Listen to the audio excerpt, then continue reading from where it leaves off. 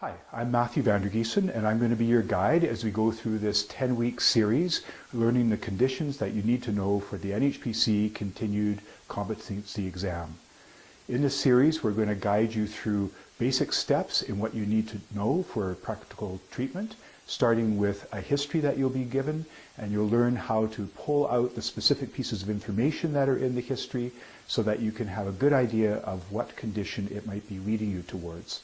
Then you'll go through an assessment procedure where you look at posture, gait, palpation, range of motion, and orthopedic tests that will help you get much more specific about what the particular aspects of the condition are, and to make sure that it's not something that's similar.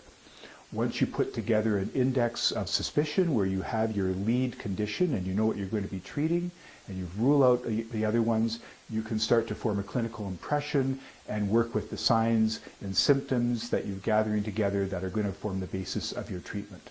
Of course, that'll also give you some idea of what the contraindications of treatment are going to be, and one of the important pieces of that is understanding which stage of healing, acute, subacute, or chronic, the person is in for each of the conditions that will be given you.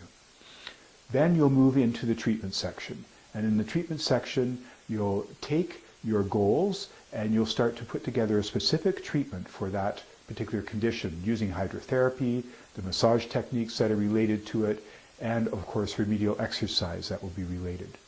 Finally, in the last section, you'll know what kind of home care things to suggest to your client, of course in particular the remedial exercise, but also related massage and hydrotherapy. I think you'll find that by the time you get to the end of the series, that for each condition, as long as you practice in between during the week, that you'll end up having a very clear idea of how to be ready for the exam when you get to it.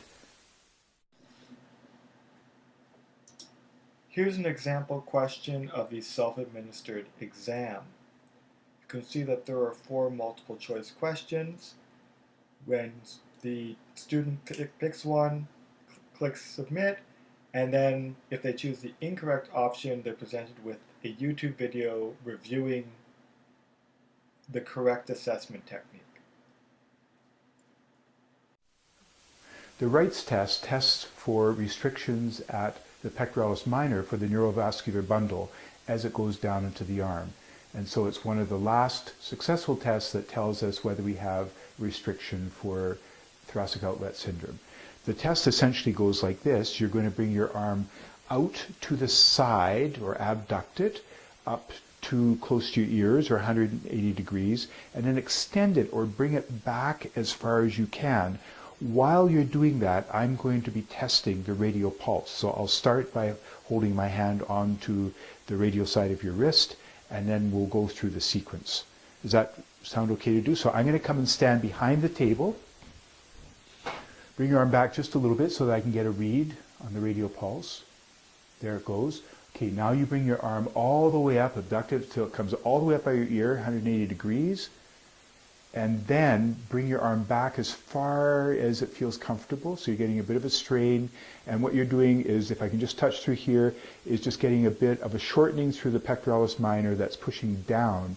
And sure enough, I start getting, even in this case, a restriction and reduction of the radial pulse. And that is Wright's test.